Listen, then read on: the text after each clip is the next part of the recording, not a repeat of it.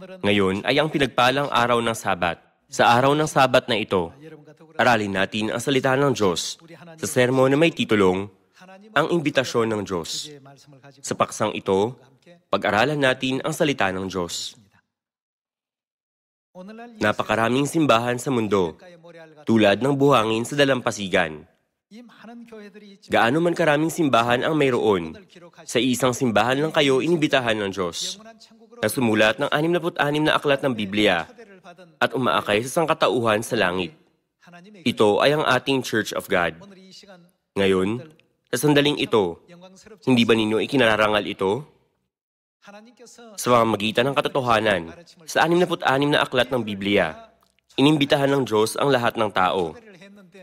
Inimbitahan sila, pero marami ang hindi tumutugon sa imbitasyon. Ano ang sinasabi ng Biblia tungkol sa mga dahilan nila? Bumili ako ng lupa, kaya hindi ako makakapunta. Abala ako sa maraming bagay, kaya hindi ako makakapunta.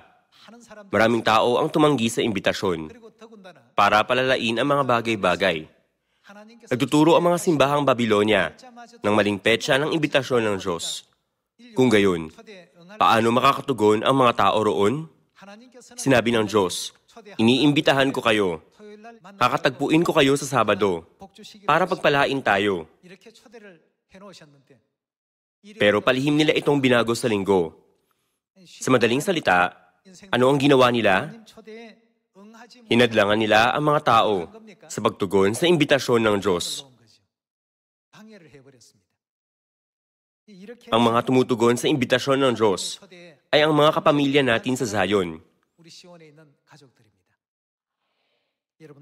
Mga kapatid, hindi ba araw ng Sabat ngayon? Ngayon ay ang banal na araw ng Sabat. Ipinangako at plinano ng Diyos ang araw na ito at gumawa ng tipan sa atin. Tinatawag tayo ng Diyos ngayong araw ng Sabat. Kahit na binuksan ng Diyos ang daan para sa lahat ng tao, tinatanggihan nila ang imbitasyon dahil sa iba't ibang dahilan. Pero tinatanggap natin ito. Bakit? Dahil nauunawaan nating mga makasalanan tayo mula sa langit. Kaya nasusulat sa 1 John chapter 1, kung sinasabi nating tayo hindi nagkasala, ginagawa natin siyang sinungaling. Nagkasala tayo sa langit at ipinatapon sa lupang ito. Ang mga makasalanang anghel sa langit ay tayo. Ang salitang kasalanan o krimen ay magagamit pag may bagay kayong nilabag. Ano ito? Ang batas ng langit. Nilabag natin ang batas ng langit. Hindi ito maliit na pagkakasala. Ito ay isang seryoso at malubhang kasalanan. Mabayaran lang ang mga kasalanan natin ng kamatayan. Ibig sabihin, napakalala ng mga kasalanan natin. Umalupa tayo matapos makagawa ng ganoong mga kasalanan. Kaya gumawa ang Diyos sa lupa ng batas para alisin ang mga kasalanan natin. Ang batas na nagbigay sa atin ng kapatawaran ng mga kasalanan ay ang batas ng bagong tipan. Inutusan ng Diyos ang mga anak niya na sundin ang batas ng bagong tipan. Kung sinasabi ng ilan na ayos lang na hindi nila ipangilin ang batas, sila ay ang mga hindi interesado sa langit. Pareho ito sa pagsasabing hindi sila interesado sa kapatawaran ng mga kasalanan at kaligtasan. Sa ibang salita, mga kaawa-awang kaluluwa na pupunta sa impyerno ang nagsasabi nito. Tinatanggap natin ang imbitasyon ng Diyos. Bakit? Inihanda ng Diyos ang lugar na ito para sa kaligtasan natin. Iniimbitahan tayo ng Diyos para bigyan tayo ng kapatawaran ng mga kasalanan. Tinatawag tayo ng Diyos na mangilin ng Sabat para mabuksan sa atin ang daan tungo sa walang hanggang kaharian ng langit. Sa tuwing iniisip natin ang araw ng Sabat, huwag lang natin simpleng isipin, ito ay ang ikapitong araw. Narito ako para mangilin ng pagsamba. Sa halip, isipin natin ang mahalagang kahulugan nito. Hinanda ng Diyos ang araw na ito para linisin ang lahat ng ating salang nagawa sa langit at para akayin tayo sa kaligtasan. Ito ay napaka-espesyal na lugar na ibinigay ng Diyos para sa mga kaluluwa na nagsisisi at muling bumabalik sa mga bisig ng Diyos. Kaya anumang mahalagang pangyayari ang mayroon sa mundo, kung ito ay sa araw ng Sabat, hindi natin pwedeng ipagpalit ang imbitasyon ng Diyos para sa ibang bagay. Hindi ba? Dapat nating pahalagahan ang bawat batas ng Diyos. Lahat ng batas ng Diyos ay itinatag para sa atin. Nang ibigay sa atin ng Diyos ang bagong tipan, sinabi niya, ang kopang ito ay ang bagong tipan sa aking dugo, na nabubuhos para kanino? Para sa inyo. Ginawa niya ang lahat para sa atin. Sa palagay ba ninyo, kailangan sa langit ang tinapay at alak? Ginawa ng Diyos ang lahat para sa ating mga makasalanan. Ginawa ng Diyos ang batas para sa atin, para imbitahan tayo sa walang hanggang kaharian ng langit. Pag iniisip ang lahat ng ito, hindi natin dapat baliwalain ang Sabat. Ito ay ang mismong batas ng katotohanan, hindi ba? Si David, ang manunulat ng aklat ng Psalms, ay naunawaan ito at nagsulat tungkol sa batas ng Diyos. Tignan natin ang Psalms chapter 119. Mabasa sa Psalms chapter 119 verse 18. Buksan mo ang aking mga mata upang makita ko ang kahangahangang mga bagay sa kautusan mo. Buksan mo ang aking mga mata. Ibinigay ng Diyos sa sangkatauhan ang batas ng Diyos. Hiniling niya sa Diyos na buksan ang mga mata niya para kanyang makita ang mga kahangahangang mga bagay sa batas ng Diyos. Kung nakasara ang mga mata nila sa katotohanan, gaano man karaming beses ninyo ipinapakita ang imbitasyon ng langit, sinasabing, iniimbitahan kayo ng Diyos na pumunta sa araw na ito para pagpalain. Hindi sila tutugon. Ang Biblia ay ang imbitasyon na ipinadala sa atin ng Diyos. Binubuksan ng Diyos ang mga pinto ng walang hanggang langit sa mga nakakaalam ng halaga ng makalangit na mga biyaya at nauunawaan ang kahulugan ng imbitasyon ng Diyos. Hinahayaan ng Diyos silang lahat na pumalangit. Ngayong umaga, inisip ba ninyo? Dahil lang ito ang ikapitong araw, Sabat, o ito ang araw na nasusulat sa Biblia. Ang kahulugan ng Sabat ay higit pa roon. Kailangan nating maunawaan sa espiritual kung gaano kahalaga ang lahat ng batas, mga regulasyon, at mga utos ng Diyos na ipinapangili natin. Kailangan nating humiling sa Diyos tulad ni David. Pakiusap, buksan mo ang aking mga mata upang makita ko ang mga kahangahangang mga bagay sa kautusan ng Diyos. Bakit ginawa ng Diyos ang lahat ng batas na ito? Kung ipinadala ng Diyos ang lahat ng makasalanan mula sa langit sa impyerno at winasak sila, yun ay tiyak na napakasimple at napakadali. Kailangan nating magkaroon ng pananampalataya at determinasyon na gaya nito. Binigyan ng Diyos ang mga makasalanan ng isa pang pagkakataon. Paano kami maglalakas loob na muling sumuway sa batas ng Diyos? Hindi namin kailanman muling lalabagin ang batas ng Diyos. Nasusulat na ibinigay ng Diyos ang batas para sa ating kaligtasan at mga pagpapala. Ibinigay sa atin ng Diyos ang batas para makapasok tayo sa langit. Kaya sinasabi sa Romans chapter 8 na ang batas ng Diyos ay ang kautusan ng buhay. Tama? Ang kautusan ng Espiritu ng buhay ay iba mula sa mga batas sa mundo. Nag-aalis ito ng mga kasalanan. Itinatag ng Diyos ang batas para linisin ang ating mga sala, patawarin tayo, at akayin tayo sa langit. Para ito sa atin. Pero hindi maraming tao sa mundo ang tumanggap ng imbitasyon. Tanging kakaunti sa 7 bilyon ang lumalakad sa landas na ito. Iniimbitahan tayo sa daan ng buhay, sa daan ng langit. Dapat nating ipagmalaki ito. Tanging ang mga inimbitahan ang pwedeng pumunta sa Zion. Patunayan natin sa pamamagitan ng Biblia na lahat kayo na naparito para magsabat ay ang mga inimbitahan ng Diyos. Tignan natin ang Genesis chapter 2. Sinasabi sa Genesis chapter 2 verse 1, nayari ang langit at ang lupa, at ang lahat ng mga bagay sa mga iyon. Nang ikapitong araw, ay natapos ng Diyos ang gawain na kanyang ginawa, at nagpahinga siya ng ikapitong araw mula sa lahat ng gawain kanyang ginawa. Nagpahinga ang Diyos sa ikapitong araw, kaya tinawag itong araw ng Sabat, dahil ang Sabat ay nangangahulugang pahinga.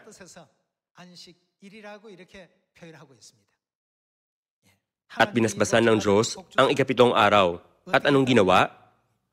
Kanyang ginawang banal. Ginawa itong banal ng Diyos, sapagkat sa araw na iyon ay nagpahinga ang Diyos sa lahat ng gawain na kanyang ginawa. 이는 하나님이 그 창조하시며 만드시던 모든 일을 마치시고 이날에 안식하셨음이더라고 했습니다. 그렇다면 Kung gayon, ano ang dapat gawin ng mga inimbitahan ng Diyos sa araw ng Sabat 정하신 na itinalaga ng Diyos? 이 안식일을 Dapat silang pumunta. 참석해야 되겠죠. Pinagpala ng Diyos ang ikapitong araw at ginawa itong banal at inimbitahan ang lahat ng tao na pumunta sa araw ng pagpapala ng Diyos. Patunayan pa natin sa Exodus chapter 20, ipinadala ng Diyos ang imbitasyon sa lahat ng tao sa mundo sa pamamagitan ng Exodus chapter 20. 20장 Tignan natin ang chapter 20 verse 8. Alalahanin mo ang araw ng Sabat upang ano?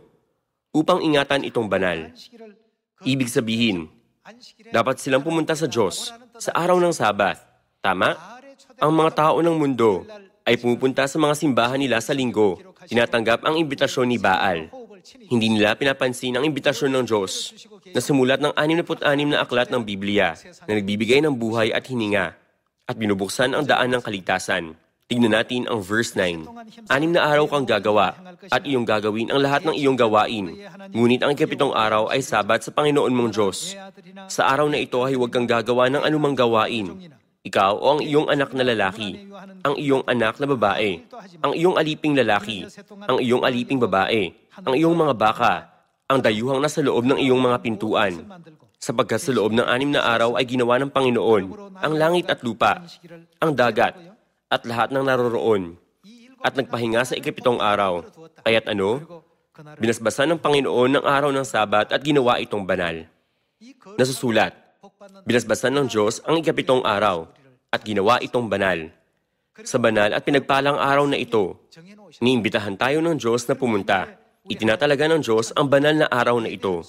Binubuksan ng Diyos ang mga pintuan ng langit para purihin at sambahin natin ang Diyos sa araw na iyon. Kinakaawaan tayo. Binubuksan ng Diyos ang daan sa sangkatauhan para muling matanggap ang kapatawaran ng mga kasalanan. Gayunman, hindi sila tumutugon sa imbitasyon ng Diyos.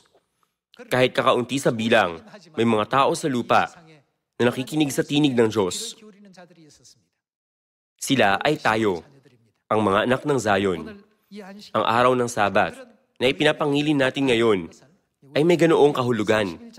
Patunayan natin yon sa Exodus chapter 31 verse 13. 13절의 말씀 함께 보겠습니다. Sabihin mo sa mga anak ni Israel, inyong ipapangilin ang ano? Ang aking mga Sabat. Hindi ang mga regulasyon ni Baal, kundi ang aking mga Sabat. Sabagat ito'y ano? Isang tanda sa akin at sa inyo, sa buong panahon ng inyong mga salinlahi, upang inyong makilala na akong Panginoon, ang nagpapabanal sa inyo. Ang araw ng Sabat ay isang tanda sa pagitan ng Diyos at natin. Verse 14. Inyong ipapangilin ang Sabat, sapagkat yun ay ano? Yun ay banal para sa inyo. Hindi lahat ay makakapunta sa lugar na ito, kahit na gusto nila. Ito ay ang lugar na para lang sa mga inimbitahan ng Diyos. Dahil ang gusto ninyo, makakapasok na ba kayo sa White House? Sino lang ang makakapasok sa ganoong lugar? Tanging ang mga inimbitahan. Kahit na inimbitahan sila, hindi sila makakapunta roon kahit anong oras. Tanging sa itinakdang panahon, sa itinakdang araw sila makakapunta. Ngayon sa araw ng Sabat na ito, inibitahan tayo ng Diyos. Salamat sa biyaya ng Diyos. Ito ay ang araw na pinapabanal at pinagpapala tayo ng Diyos. Imbitado tayo sa araw ng Sabat na ito. Pero isipin ang tungkol sa lahat ng tao ng mundo. Tinatanggap ba nila ang imbitasyon ng Diyos? Kahit nag-aangkin silang naniniwala sa Diyos? Hindi. Magpatuloy tayo sa verse 14. Inyong ipapangilin ang Sabat, sabagat iyon ay banal para sa inyo. Bawat lumapastangan dito ay walang pagsalang, ano? Walang pagsalang papatayin. Mula sa espiritual na pananaw, Ito ay napakabanal na araw. Bawat lumapastangan dito ay walang pagsalang papatayin. Sapagkat sino mang gumawa ng anumang gawa sa araw na iyon ay ititawalag sa kanyang bayan. 6 na araw na gagawin ang gawain. Subalit ang ikapitong araw ay sabat ng taimtim na pagpapahinga. Banal sa Panginoon. Sino mang gumawa ng anumang gawa sa araw ng sabat ay walang pagsalang papatayin. Kaya't ang mga anak ni Israel ay mangingili ng sabat. Naiingatan ang sabat sa buong panahon ng kanilang mga salinlahi bilang isang palagiang tipan. Ito ay isang tanda sa akin at sa mga anak ni Israel magpakailanman na sa loob ng 6 na araw ay ginawa ng Panginoon ang langit at lupa at sa ikapitong araw siya ay nagpahinga at naginhawahan. Sinabi ng Diyos, ito ay isang tanda sa akin at sa inyo. Pinapatunayan ng sabat na ang Diyos ang ating Diyos at tayo ang bayan ng Diyos. Kung gayon, ang mga tao ba na hindi tumatanggap sa imbitasyon ay pwedeng maging bayan ng Diyos? Ayon sa mga katuruan ng Biblia, ang mga hindi nagsasabat ay hindi kailanman pwedeng maging bayan ng Diyos. Ngayon, nanatili tayo sa ganoong biyaya ng Diyos. Hindi lang dapat natin sabihin, ang araw ng Sabat ay ang ikapitong araw, Sabado. Kaya pumunta tayo sa simbahan. Sinabi ng Diyos, pagpapalain ko kayo sa araw na ito. Dahil gumawa ang Diyos ng tipan sa atin, ginawa niyang banal ang araw ng Sabado. Nilabag natin ang batas ng langit at ipinatapon sa lupa. Hindi natin dapat kailanman suwayin muli ang mga batas ng Diyos sa lupa at maitapon sa walang hanggang parusa ng impyerno.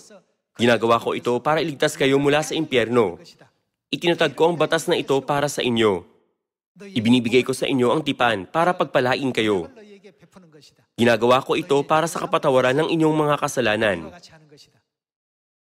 Pag binasa ninyo mula sa Jeremiah chapter 31 verse 31, hindi ba sinasabi nito na nagtatatag ang Diyos ng bagong tipan, mga batas, at mga utos para patawarin ang mga kasalanan natin? Hindi dapat tayo mangili ng sabat nang nakagawian lang, nang di nauunawaan ang kahulugan nito. Pinili at inimbitahan tayo sa lugar na ito ng kaligtasan bilang ang makalangit na pamilya. Hindi lahat ay maaaring mangili ng sabat. Malibang tawagin at piliin kayo ng Diyos. Hindi kayo may imbitahan sa lugar na ito. Kaya wag nating balewalain ang imbitasyong ito. Naisip na ba ninyo? May usapan kami na magkita ng kaibigan ko. Magsasabat ba ako? O makikipagkita sa kaibigan ko? Magdesisyon. Alin ang mas importante? Para saan tayo dapat mabuhay? Hindi ba mas mabuti para sa inyo na wag gumawa ng ganoong usapan sa Sabat? Inimbitahan tayo ng Diyos. Kung babalewalain natin ang imbitasyon, sa gayon, mali talaga iyon. Sa espiritual, wala itong saysay na gawain. Tumingin tayo sa aklat ni Nehemiah. Nehemiah chapter 13 verse 15. Nang mga araw na iyon, ay nakakita ako sa Huda ng malalaki nagpipisa sa mga ubasan sa araw ng Sabat at nagdadala ng mga uhay at isinasakay sa mga asno, gayon din ang alak, mga ubas, mga igos, at lahat ng uri ng pasan na kanilang ipinapasok sa Jerusalem sa araw ng Sabat. Binalaan ko sila ng panahong iyon laban sa pagtitinda ng pagkain. Gayon din ang mga lalaki mula sa Tiro na naninirahan sa lungsod ay nagpasok ng isda at ng lahat ng uri ng kalakal at ipinagbili sa araw ng Sabat sa mga mamamayan ng Huda at ng Jerusalem. Kaya't nakipagtalo ako sa mga maharlika sa Huda at sinabi ko sa kanila, ano itong masamang bagay na inyong ginagawa, na inyong nilalapastangan ang araw ng Sabat? Paano inilalarawan ng Biblia ang paglapastangan ng Sabat? Ito ay masamang bagay. Ano itong masamang bagay na inyong ginagawa? Kinakalaban ba ninyo ang mga ordinansa ng Diyos, kanyang mga batas at mga tuntunin? Seryosong nagsalita si Nehemiah, ang gobernador tungkol sa bagay na ito. Magpatuloy tayo sa verse 18. Hindi ba ganito ang ginawa ng inyong mga ninuno? At hindi ba dinala ng ating Diyos ang lahat ng kasamaang ito sa atin at sa lungsod na ito? Ibig niyang sabihin, dahil binabaliwala ninyo ang Sabat, ang tipan ng Diyos, mga batas, mga regulasyon at mga tuntunin, hindi ba kayo namumuhay bilang mga alipin sa ibang mga bansa? Verse 19. Nang nagsisimula ng dumilim sa mga pintuan ng Jerusalem bago ang Sabat, Aking iniutos na ang mga pintuan ay dapat sarahan, at nagbigay ng mga utos na ang mga iyon ay huwag buksan hanggang sa lumipas ang Sabat. Inilagay ko ang ilan sa aking mga lingkod sa mga pintuan upang walang maipasok na pasan sa araw ng Sabat. Sa gayo, ang mga mangangalakal at mga nagtitinda ng lahat ng uri ng kalakal ay nagpalipas ng magdamag sa labas ng Jerusalem, minsan o makalawa. Ngunit binalaan ko sila at sinabi sa kanila, bakit kayo nagpalipas ng magdamag sa harapan ng pader? Kapag muli ninyong ginawa ang ganyan, pagbubuhatan ko kayo ng kamay. Mula ng panahong yon, ay hindi na sila dumating pa ng Sabat. Ang mga taong tulad ni Nehemiah at Ezra ay nagbigay ng labis na atensyon na huwag lapastanganin ang Sabat. Ayon sa mga salita ng Diyos sa lumang tipan, hindi pinapayagan ang mga tao kahit magluto sa tahanan sa Sabat. Sa Biyernes, hinahanda nila kahit ang pagkain na kakainin sa Sabat. Kaya ang Biyernes ay tinatawag na araw ng paghahanda para sa Sabat. Isang paglalarawan ang idinagdag lalo na sa araw na iyon. Ganito pinapahalagahan ng Diyos ang araw ng Sabat. Pero patuloy na pupunta ang mga hentil para magbenta ng pagkain. Nalalaman na walang ginagawang anuman ang mga Hudyo sa Sabat. Wala ring niluluto. Dahil nagpalibot-libot sila sa lungsod ng Jerusalem para ibenta ang mga paninda nila. Nagalit sa kanila ang gobernador na si Nehemiah. Dahil ang mga ninuno ninyo ay hindi nanghili ng Sabat, ang utos ng Diyos, kayo ay nasa krisis na iyan. Nagiging bilanggo sa ibang mga bansa.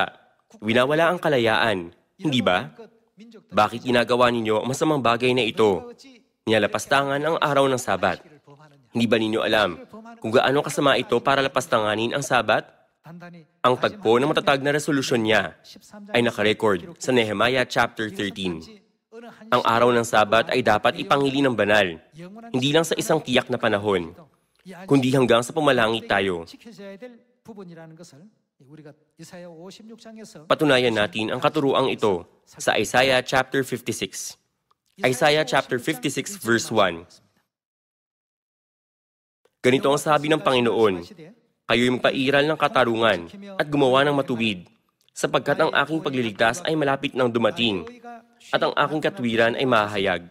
Mapalad ang taong gumagawa nito, at ang anak ng tao na nangahawak dito, na nangili ng Sabat at hindi ito nilalapastangan, at umiiwas sa paggawa ng anumang kasamaan.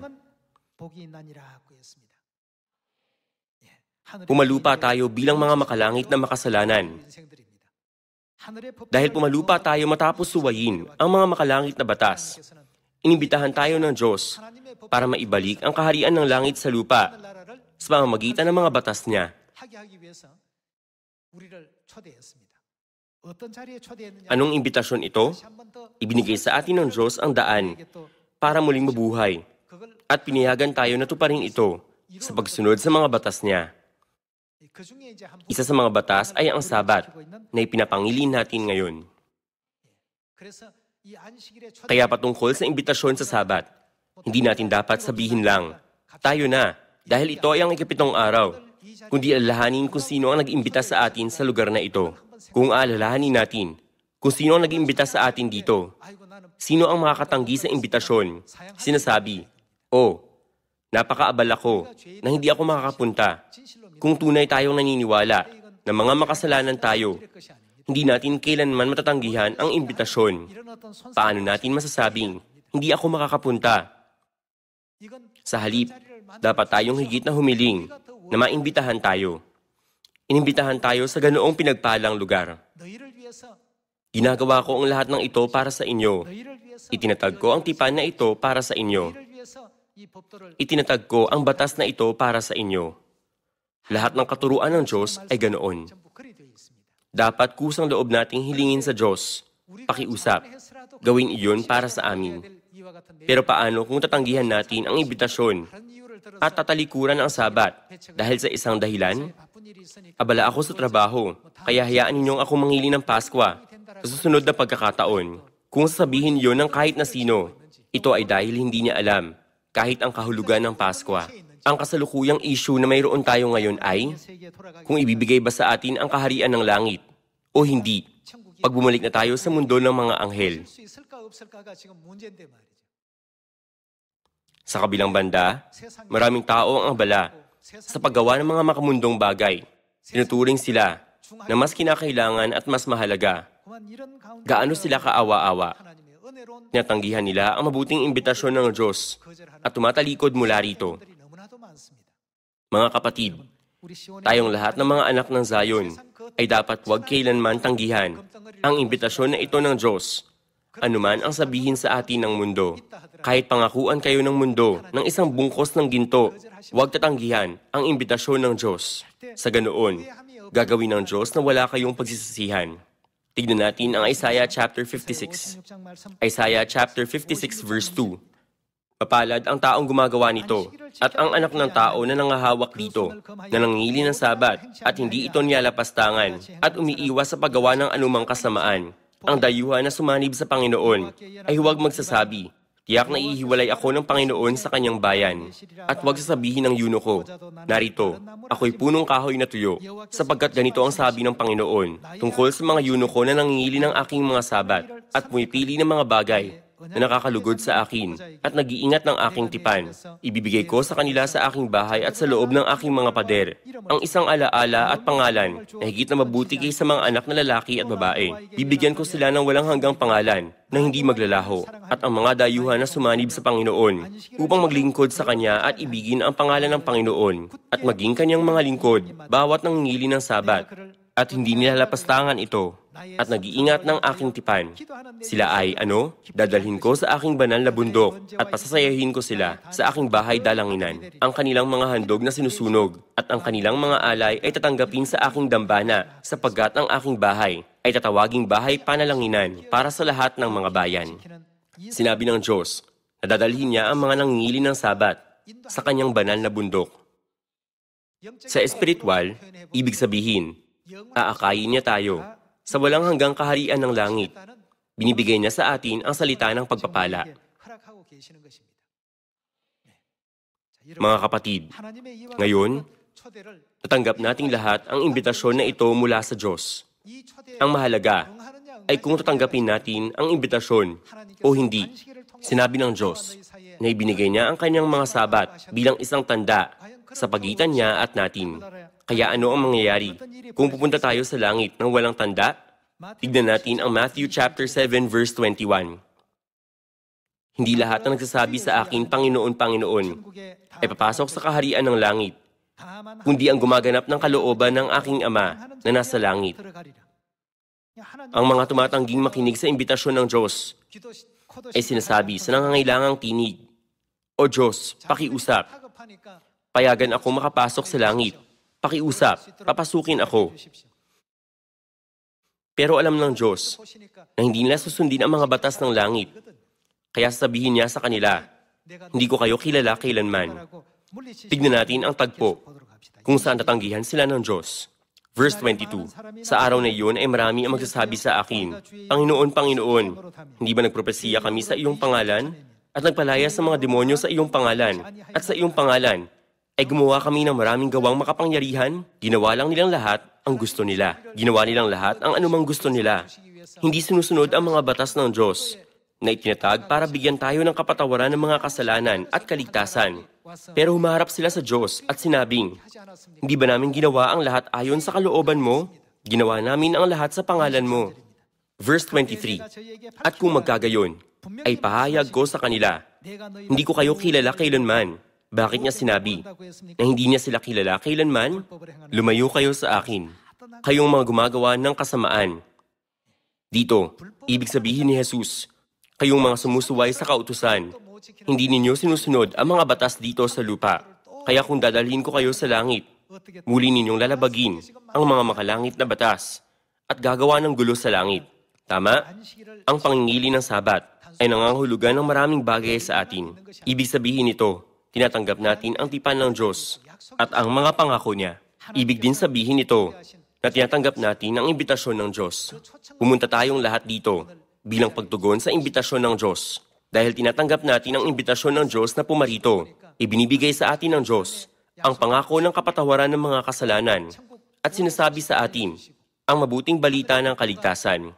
Tinuturuan din tayo ng Diyos kung gaano kahalaga ang mga batas ng langit, hindi ba? Sa Matthew chapter 7, gayunman, sinasabi nila, Panginoon, Panginoon, Ikaw ay Ama namin. Hindi ba? Paanong di makikilala ng Ama ang mga anak niya? Pero ano ang sinasabi ng ating Diyos? Hindi ko kayo kilala kailanman. Kung mga anak ko kayo, hindi niyo yun gagawin. Lumayo kayo sa akin. Kayong mga sumusuway sa kautusan. Kahit maraming mga simbahan sa mundo, tulad ng buhangin sa dalampasigan, pumarito tayo para mangili ng Sabat ngayon. Kaninong imbitasyon ang natanggap natin? Natanggap natin ang imbitasyon ng Diyos. Kaya tinawag ng Diyos ang araw ng Sabat na ang Sabat ng Panginoon o aking Sabat, paulit-ulit na binigyang diin ni Jehovah. Aking Sabat. Tinukoy rin ni Jesus ang sarili bilang ang Panginoon ng Sabat. Hindi ba? Tignan natin ang Matthew chapter 12. Matthew chapter 12 verse 8. Sapagkat ang anak ng tao, dito, ang anak ng tao, ay tumutukoy kay Jesus. Tama? Ang anak ng tao ay ano? Panginoon ng Sabat. Hindi tinawag ni Jesus ang sarili na ang Panginoon ng linggo. Malinaw na dineklara niya ang sarili na ang Panginoon ng Sabat. Sinasabi, sa pamamagitan ng Sabat na ito, gumawa ako ng tipan sa inyo at ibinigay ito sa inyo bilang isang tanda sa akin at sa inyo. Kaya sa pamamagitan ng Sabat na ito, ipapaalam ko sa inyo na ako ay ang Diyos na nagpapabanal sa inyo. Kaya makikilala ba ng mga nangingili ng linggo na si Kristo Ansanghong ay ang Diyos mismo? Gaano man karaming beses sila mangili ng linggo, matututunan ba nila ang katotohanan na mayroong inang bagong Jerusalem? Hindi kailanman. Wala silang nauunawaan. Ang espiritu at ang babaeng ikakasal ay iniimbitahan tayong halika. Pero paano sila makakatugon sa imbitasyon at makakalapit sa espiritu at sa babaeng ikakasal nang hindi man lang nalalaman kung sino ang espiritu at ang babaeng ikakasal? Pero paano naman tayo? Pumunta tayong lahat dito ngayon, tama? Dito sa Zion. Nagpapasalamat tayo sa Diyos Ama at Diyos Ina. Nagdarasal sa kanila at pinupuri sila. Lahat ng ito ay posible dahil tinatanggap natin ang imbitasyon ng Diyos.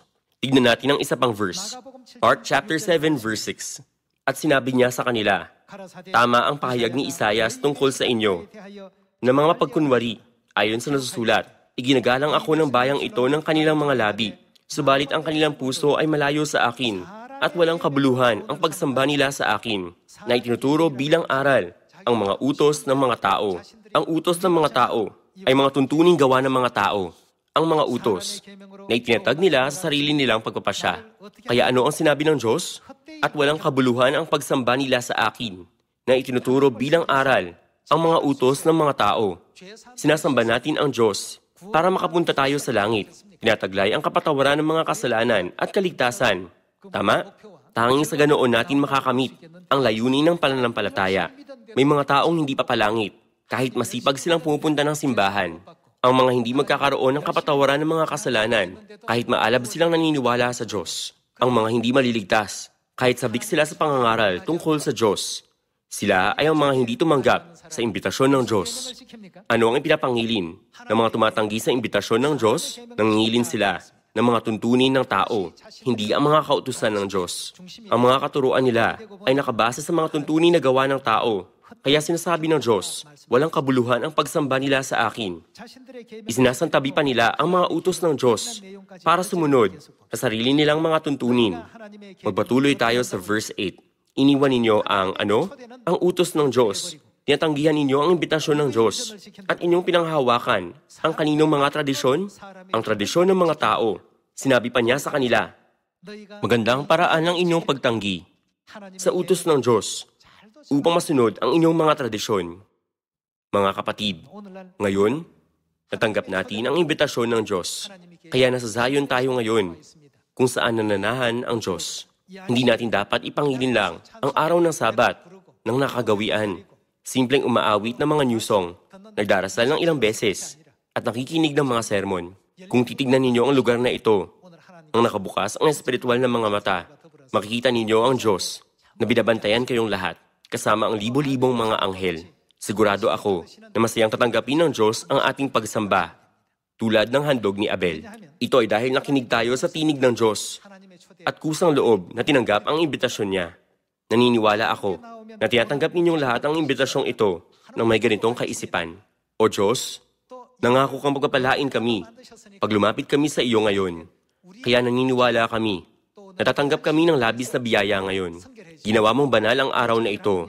Kaya gusto naming mga makasalanan mula sa langit na pagpalain na maging mas banal at malinis kami sa araw ng Sabat na ito. Maalab kong hinihiling sa inyo na iukit ang mga salita ng Diyos na ibinigay sa atin sa Sabat na ito sa kaibuturan ng inyong mga puso at ihatid ang imbitasyon ng Diyos sa iba. Sa halip na nasisiyahan lang na tinanggap ninyo ang imbitasyong ito para inyong matupad ang 10 talento sa pamunga ng masaganang mabuting bunga. Ngayon, hayaan ninyong tapusin ko ang sermon. Maraming salamat.